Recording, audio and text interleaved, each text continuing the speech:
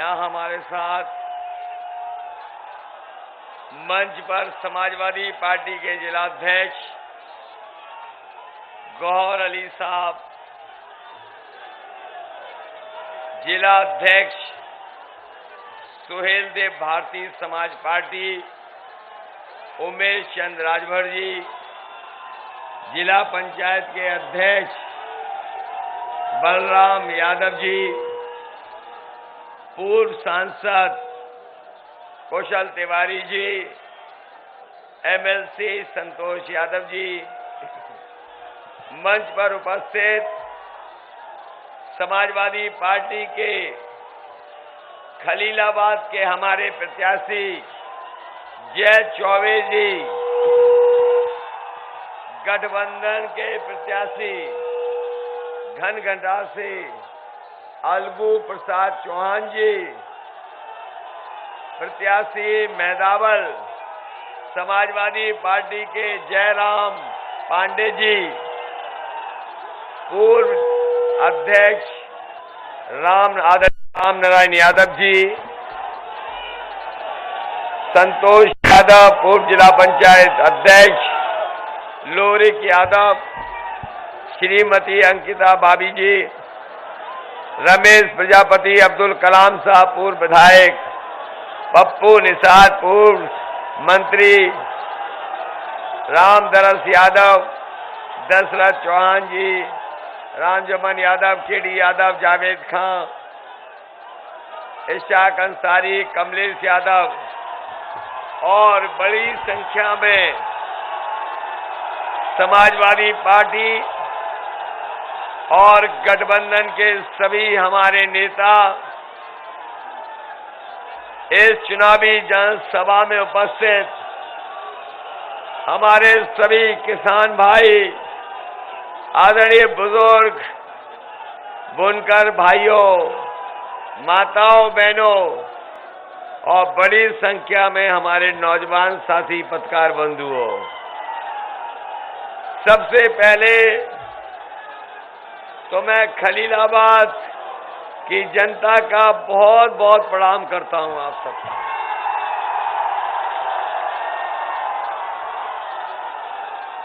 इधर बहुत दिनों बाद आपके बीच में आने का मौका मिला है।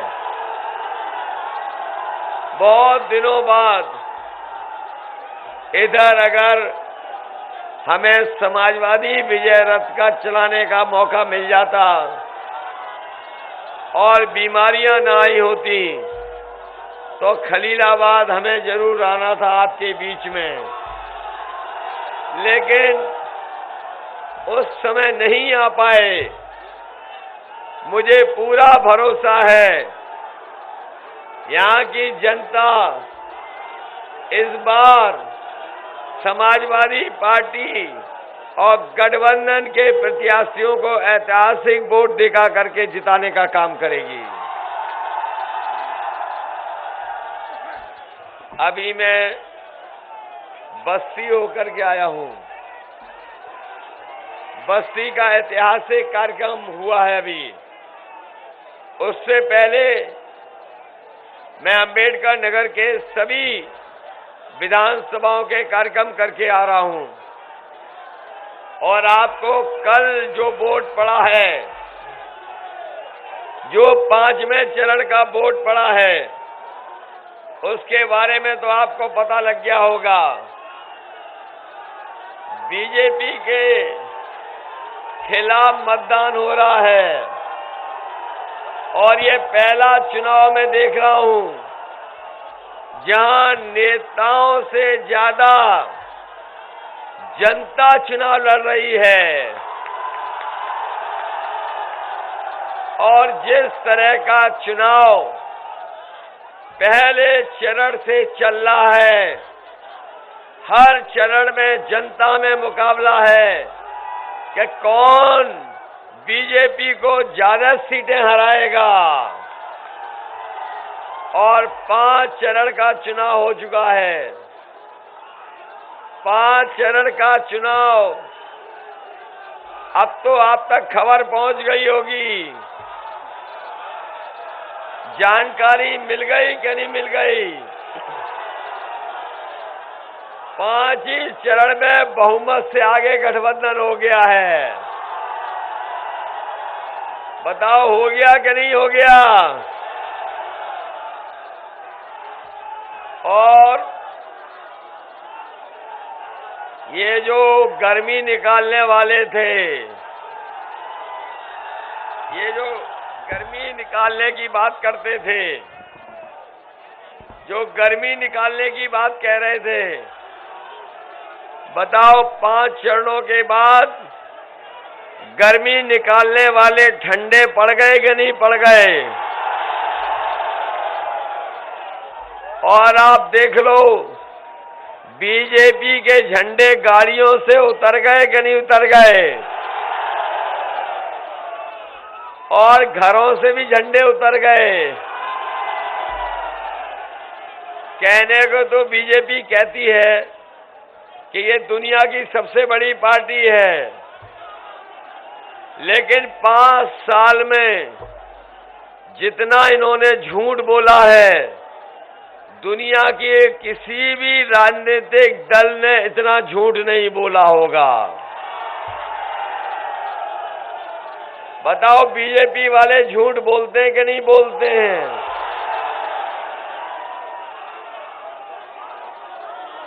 बताओ बीजेपी के लोग झूठ बोलते हैं कि नहीं बोलते हैं? याद है ना, इन्होंने कहा था कि किसानों की आय 2 गुनी हो जाएगी।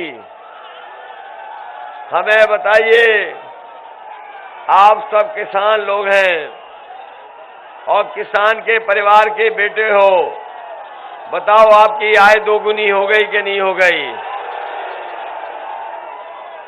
और जब से सरकार आई है, ये महंगाई बढ़ा रही है कि नहीं बढ़ा रही है? डीजल पेट्रोल महंगा हो गया कि नहीं हो गया? पेट्रोल 100 से पार हो गया। ये दोबारा आ गए तो पेट्रोल 200 रुपए में बिकेगा। आपको खाद मिली कि नहीं मिली? डीएपी। और जब आपने खाद की बोरी देखी होगी तो बताओ 5 किलो की चोरी हो गई कि नहीं हो गई? कभी कभी मैं सोचता हूं, ये बीजेपी वाले बोरी की चोरी कहां से सीखे हैं?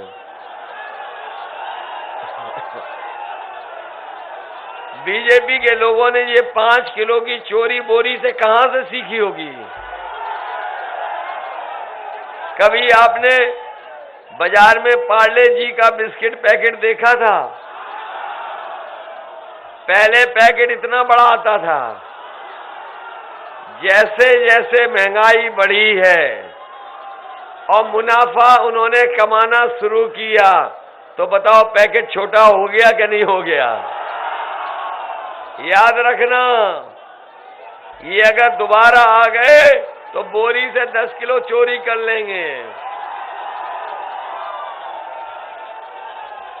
इधर बाबा मुख्यमंत्री जी का चेहरा देखा कि नहीं देखा? 12 बज गए उनके कि नहीं बज गए? इधर वो बहुत बोल रहे हैं कि हम 12 बजे सो के उठते हैं, और जब से उन्होंने कहा कि 12 बजे सो के उठते हैं, हमने भी उनके घर पर नजर रखी हुई है आजकल। और आजकल मैं शाम को देखता हूं तो धुआं उड़ रहा है वहां पर। और जब से 5 चरण का वोट पड़ा है, नींद नहीं आ रही है। रात में उठ के बैठ जाते हैं और धुआं दोबारा मांगने लगते हैं। अभी लखनऊ में कुछ दिन पहले पुताई वाले जा रहे थे। मैंने पूछा कहां जा रहे हो पुताई वालों? तो बोले कि मुख्यमंत्री आवास में जो धुएं के काले धब्बे लग रहे हैं उनको पोतने जा रहे हैं। बताओ बाबा मुख्यमंत्री लखनऊ से गोरखपुर आ रहे हैं कि नहीं आ रहे हैं? आपने देखा होगा उन्होंने 11 तारीख की टिकट भी बुक कर ली हवाई जहाज की। और इधर प्रधानमंत्री से लेकर के बीजेपी के लोग कह रहे हैं कि हम घोर परिवारवादी वाले लोग हैं, घोर परिवारवादी। लेकिन हम परिवार वाले एक सलाह देना चाहते हैं, एक सुझाव देना चाहते हैं, अपने बाबा मुख्यमंत्री को एक सुझाव देना चाहते हैं। हम परिवार के लोग जब ही घर जाते हैं तो अपने बच्चों के लिए मिठाई या सामान लेकर के जाते हैं। इसलिए बाबा मुख्यमंत्री को हमारी सलाह है कि जब वो गोरखपुर जाएं तो अपने गुल्लू के लिए बिस्कुट लेते जाएं। अरे संत कबीर नगर के लोग जानते हैं गुल्लू कौन है?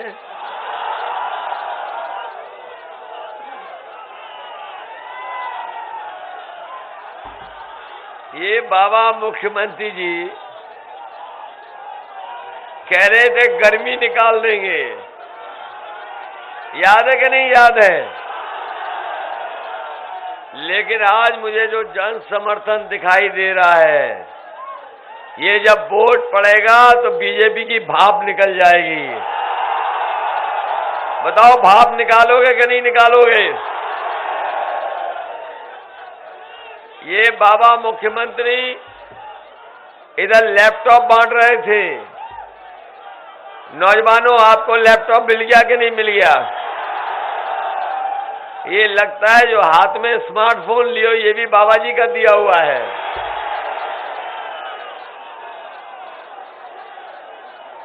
और सोच लिए कि बाबा मुख्यमंत्री जब चलाना नहीं जानते लैपटॉप तो आपको क्यों बांटेंगे? और इधर आपने एक उनकी तस्वीर देखी होगी, वो खुद पूरब देख रहे हैं और जनता पश्चिम देख रही है। तब पता लगा कि ये स्मार्टफोन भी नहीं चलाना जानते।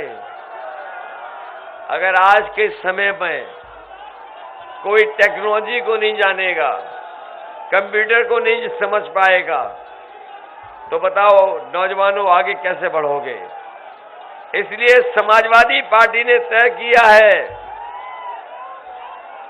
जब से लॉकडाउन हुआ है आपने देखा होगा बहुत सारी जानकारी मोबाइल से मिल जाती है, बहुत सारे काम इससे हो जाते हैं, बहुत सारे कारोबार मोबाइल और इंटरनेट और कंप्यूटर से चल रहे हैं, बहुत सारे व्यापारी अपना व्यापार कंप्यूटर, मोबाइल और इंटरनेट से कर रहे हैं। इसलिए समाजवादी पार्टी ने तय किया है कि जब सरकार बनेगी तो अपने नौजवानों को ट्रेनिंग दे करके उन्हें नए कोर्स पढ़ा करके, चाहे हमें 22 लाख नौजवानों को रोजगार देना पड़े, तो समाजवादी सरकार बनेगी तो 22 लाख नौजवानों को रोजगार देंगे।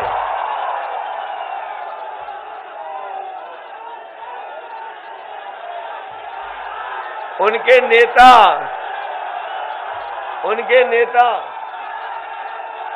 नेताओं के बारे में मैं क्या कहूं। पहले वो घर घर जाके प्रचार कर रहे थे, याद है कि नहीं याद है? और हमने देखा कि वो पर्चा बांट रहे थे कि थूक बांट रहे थे। और आजकल उन्होंने कहा है कि जो नौजवान इंटर पास कर लेंगे और इंटर करने के बाद जो 12वां करने जाएंगे उन्हें लैपटॉप मिलेगा। अरे शुक्र है उन्होंने ये नहीं कहा कि 12वां पास करने के बाद 10वां में जो दाखिला लेंगे उन्हें लैपटॉप देंगे।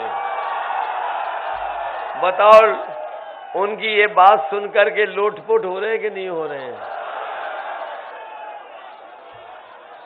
कैसी बीजेपी है? हमारे नौजवानों की नौकरी छीन ली। बताओ 3 साल से नौजवानों, बताओ अगर कोई फौज में भर्ती हुई हो तो बता दो। आपकी उम्र की सीमा बढ़ गई, उम्र बढ़ गई। अब कई हमारे नौजवान फौज की भर्ती नहीं दे सकते। इसलिए नौजवानों जो गर्मी निकाल रहे थे, हम उन्हें कहना चाहते हैं, समाजवादी सरकार बनेगी तो फौज की भर्ती निकलवाने का काम होगा। न केवल फौज में भर्ती निकालेंगे, बल्कि पुलिस में भी भर्ती निकाल करके अपने नौजवानों को नौकरी देने का काम होगा।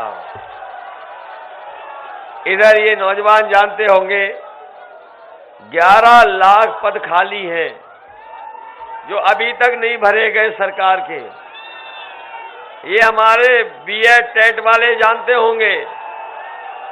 बताओ 11 लाख पद खाली है कि नहीं है? और यहां पे सभा में आए हुए लोग सब जानते होंगे कि 3 साल से हमारे बच्चों की पढ़ाई चौपट हो गई कि नहीं हो गई? कहीं पढ़ाई नहीं हुई, पढ़ाई बर्बाद कर दी बाबा मुख्यमंत्री ने। इसलिए आज मैंने जानकारी की है अभी कि सबसे ज्यादा शिक्षा विभाग में नौकरियां खाली हैं। इसलिए बीएड टेट वालों को हमें समायोजित करना पड़ेगा, तो इन्हें समायोजित करने का काम होगा। वहीं हमारे शिक्षा मित्र, इन्हें भी सम्मान देने का काम हुआ था। सरकार बनेगी तो पहले जैसा सम्मान और आपको नौकरी देने का काम शिक्षा मित्रों को समाजवादी लोग करेंगे। हमारे 69,000 वाले भी घूम रहे होंगे कहीं। सबसे ज्यादा लाठी खाया 69,000 वालों ने। 69,000 वाले लाठी खाए, इनके नौकरी नहीं दिगी, आरक्षण में घोटाला हो गया। हम उनको भरोसा दिलाते हैं कि सरकार बनेगी तो उनके आरक्षण में जो भेदभाव हुआ है उसको खत्म करके उनको नौकरी देने का काम होगा। हम अपने 97,000 वाले नौजवान, ये जो शिक्षक भर्ती मैंने पहले भी कहा, फिर कहता हूं, सबसे ज्यादा नौकरियां शिक्षा विभाग में खाली हैं। हमें शिक्षक भर्ती करके भी नौजवानों को नौकरी देनी पड़ी तो देने का काम करेंगे। इधर बीजेपी वाले सबको ABCD सिखा रहे हैं। कभी कहते A फॉर ये, B फॉर ये, N फॉर ये, Z फॉर ये जो अंग्रेजी सिखा रहे हैं बीजेपी वाले, इन्हें हम भी हिंदी सिखाना चाहते हैं। और हम इन्हें कहना चाहते हैं कि अगर काका गए हैं तो बाबा भी जाएंगे। और काका का मतलब है काले कानून। बताओ काले कानून चले गए कि नहीं चले गए?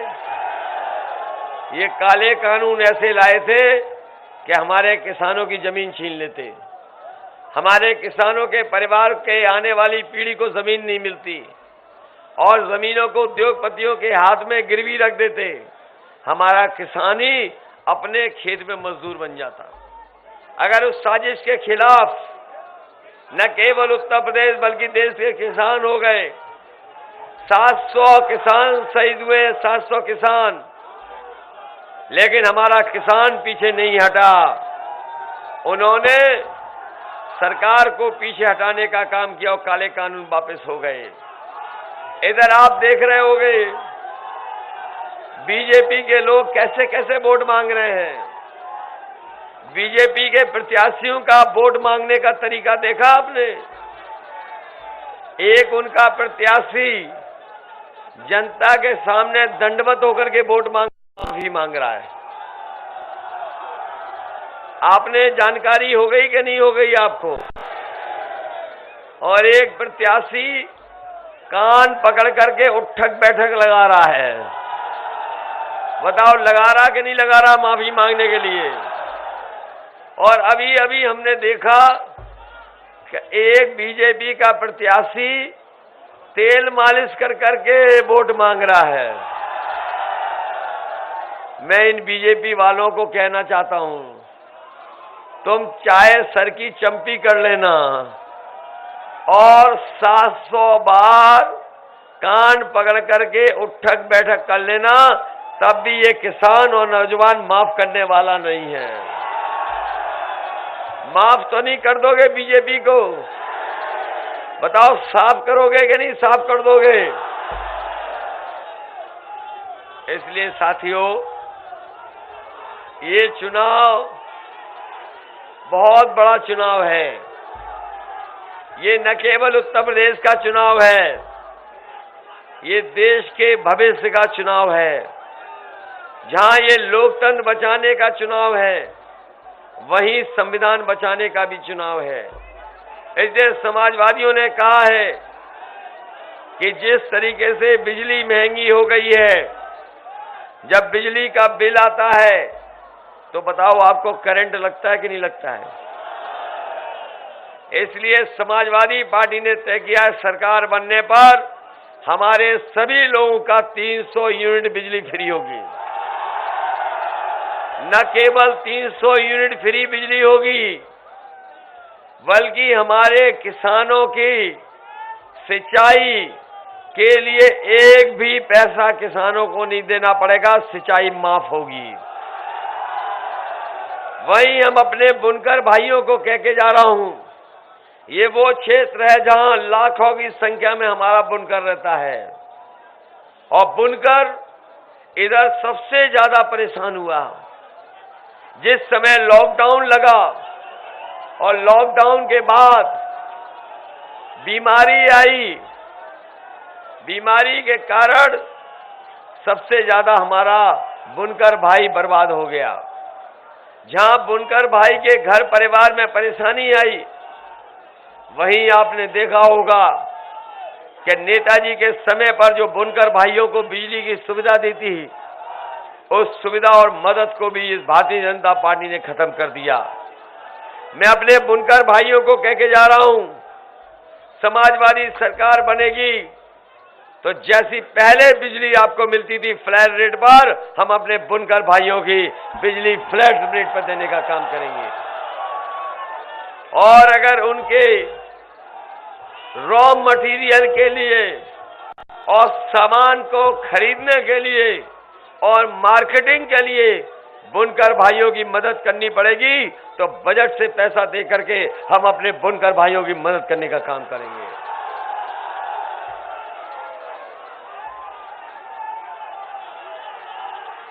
इसलिए आपसे सहयोग मांगने आया हूं। ये बीजेपी वाले गरीबों को राशन दे रहे थे, राशन, और पहले ये नवंबर तक दे रहे थे, अब इन्होंने मार्च तक राशन देने का फैसला लिया है। हम इनसे जानना चाहते हैं कि मार्च के बाद बताओ राशन कौन देगा? पहले नवंबर तक दे रहे थे, अब मार्च तक दे रहे हैं। और पत्रकार साथियों, इनका बजट निकलवा के देख लेना। न दिल्ली वाली सरकार ने राशन के लिए बजट दिया है, न उत्तर प्रदेश वाली सरकार ने राशन के लिए पैसा दिया है। हम अपने गरीबों को भरोसा दिला के जा रहे हैं, समाजवादी सरकार बनेगी तो 5 साल आपको राशन देने का काम समाजवादी सरकार में होगा। और न केवल राशन देंगे, राशन के साथ साथ ये सरसों का तेल महंगा हो गया कि नहीं हो गया? पहले कितने रुपए का था बताओ? बीजेपी वाले बड़े बेईमान हैं। ये सरसों का तेल भी गरीब को नहीं खाने दे रहे। बताओ, इससे भी ज्यादा बेईमान कोई हो सकता है? इसलिए समाजवादी पार्टी ने तय किया है कि सरकार बनेगी तो 1 लीटर सरसों का तेल, 1 किलो मिल्क पाउडर, दूध का पाउडर और 1 लीटर घी भी अपने गरीबों को फ्री देने का काम करेंगे। और इधर गरीबों का बहुत दिनों से मुंह मीठा नहीं हुआ है, इसलिए चीनी भी फ्री देने का काम समाजवादी सरकार करेगी। ये हमारे बाबा जी गणित ही नहीं जानते, ये हमारे बाबा जी गणित भी नहीं जानते, कुछ भी नहीं जानते, लगता धुएं के चक्कर में सब भूल जाते हैं। सुनने में आया है कि चिल्म से इल्म चली जाती है। मैं उन्हें याद दिलाना चाहता हूं कि जिस समय समाजवादी सरकार में बुंदेलखंड में सूखा पड़ा था, तो समाजवादी सरकार ने बुंदेलखंड के गरीबों को हर महीने 1 किलो घी फ्री देने का काम किया था। और उस घी का परिणाम क्या हुआ कि जो उत्तर प्रदेश की पराग है, जो सबसे पुरानी सोसाइटी पराग है, वो पहली बार समाजवादी सरकार में मुनाफे में आ गई। किसानों का दूध बिका, सरकार की पराग सोसाइटी समिति प्रॉफिट में आ गई और हमारे गरीबों को घी मिल गया। अगर कोई इस तरह का इंतजाम कर सकता है तो वो समाजवादी लोग हैं। हमारी माताएं बहनें, इन्हें पहले फ्री सिलेंडर दिया गया। बताओ सिलेंडर कितने रुपए का था तब, और बताओ आज कितने रुपए का हो गया। हमारी माताएं बहनें भी गुस्से में हैं, उन्होंने भी सिलेंडर को बंद कर दिया, उसके ऊपर सामान रख लिया। बताओ सामान रख लिया कि नहीं रख लिया। समाजवादी सरकार बनेगी तो आप लोगों को 1,500 रुपया महीना और साल का 18,000 रुपया अपनी माताओं बहनों को देने का काम समाजवादी लोग करेंगे।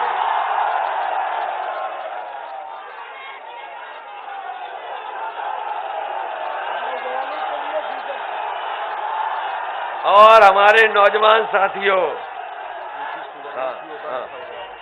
हमारे नौजवान साथियों, आपकी मोटरसाइकिल नहीं चल पा रही है, 1 लीटर हर महीने पेट्रोल फ्री दिया जाएगा। हमारे यहाँ गन्ना किसान हैं, मैं अपने गन्ना किसानों को भरोसा दिला के जा रहा हूं कि अगर हमें खलीलाबाद की चीनी मिल चलानी पड़ गई तो नई सरकार से लड़के चलाने का काम करेंगे। और वहीं सरकार के बजट से पैसा लगा करके, बजट से पैसा निकाल करके हमारे किसानों को कभी भी चीनी मिल से गन्ने के भुगतान के लिए धरना नहीं बैठना पड़ेगा। सरकार से उन्हें भुगतान कराने का काम समाजवादी लोग करेंगे। मैं देखता हूं इधर सब हमारी कताई मिलें बंद हो गई हैं। कताई मिल में बड़े पैमाने पर रोजगार मिल रहा था, और न केवल रोजगार मिल रहा था, कारोबार भी बड़े पैमाने पर हो रहा था। हम आपको भरोसा दिला के जा रहे हैं, जब से ये गुजरात में, महाराष्ट्र में मिलें बनी हैं, हमारे उत्तर प्रदेश की मिलें बर्बाद हो गई हैं। हमें चाहे अलग से पैसा दे करके मिलों को चलाना पड़े, तो समाजवादी सरकार में कताई मिलों को चलाने का काम सरकार करेगी। ये मुखलिसपुर रोड रेलवे क्रॉसिंग पर अंडरपास बनाना का समाजवादी सरकार में कहेंगे। वहीं नया विकास खंड अगर बनाना पड़ेगा तो नया विकास खंड भी बना करके कांटे का हम विकास खंड बनाने का काम करेंगे। मुझे याद है कि कई हम लोगों ने ब्लॉक बनाए थे, लेकिन बाबा जी ने ब्लॉक खत्म कर दिए थे। ब्लॉकों का बजट भी खत्म कर दिया। सरकार बनेगी तो ब्लॉक बनाने का काम करेंगे। वहीं बड़े पैमाने पे उद्योग कारखाने बंद हैं, बड़े कारखाने बंद हैं। उन कारखानों को चलाने के लिए अगर हमें कोई सुविधा और मदद करनी पड़ेगी तो मदद करने का काम करेंगे। खलीलाबाद डिपो को अगर बनाना पड़ेगा, स्थापना करानी पड़ेगी, तो खलीलाबाद में बस डिपो बना करके अपने गरीबों को सुविधा देने का काम करेंगे। हमारे मैदावल के प्रत्याशी, इन्होंने एक हमारा पोस्टर लगा दिया लखनऊ में, याद है कि नहीं याद है? कभी कभी जुबान पे सच भी आता है। और जब से जयराम पांडे जी ने लखनऊ में एक होर्डिंग लगा दी कि अखिलेश आ रहे हैं, तब से बाबा जी घबरा गए। अगर सबसे पहले आने की खबर किसी ने दी तो इन्होंने दी। बताओ इन्हें विधानसभा में भेजोगे कि नहीं भेजोगे? मदद करोगे? कोई गड़बड़ तो नहीं है? और जय चौबे जी के यहाँ तो कोई गड़बड़ नहीं है? हमें लग रहा है कि कुछ गड़बड़ है। कहीं कोई झाड़ू वाड़ू तो नहीं चल रही?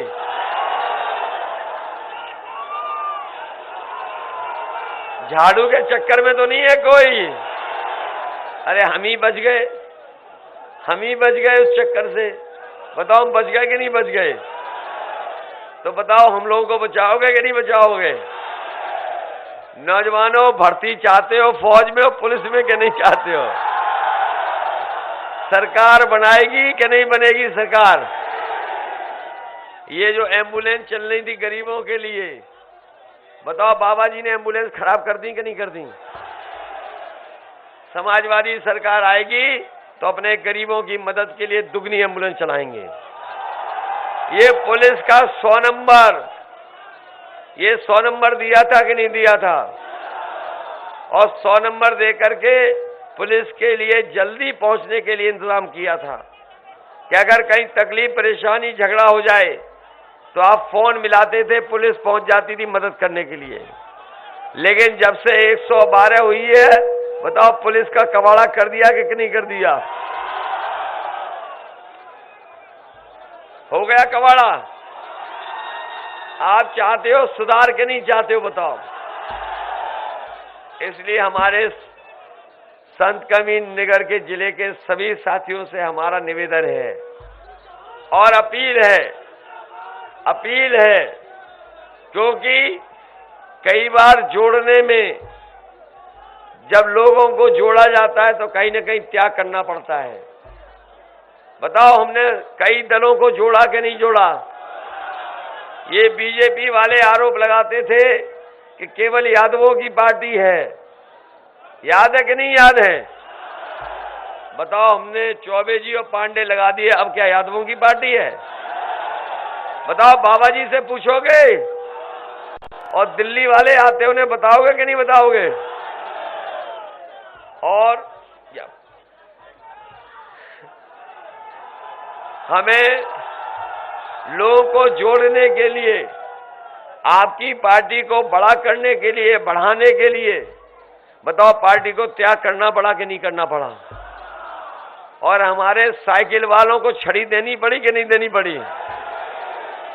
और छड़ी ऐसी चीज है जो बुढ़ापे में भी काम आती है, इसलिए इनकी छड़ी याद रखना। याद रखोगे छड़ी के नहीं? अलगू चौहान जी की, और ये दोनों साइकिल वाले हैं, इनकी याद रखोगे? हम आपको भरोसा दिलाते हैं, हमारे कलाम साहब हैं, लाइए छड़ी, हमारे कलाम साहब हैं, और जो पार्टी के साथी रह गए जिनका हम सम्मान नहीं दे पाए हैं, हम सरकार बनाएंगे, अपने नेताओं का सम्मान करने का काम करेंगे।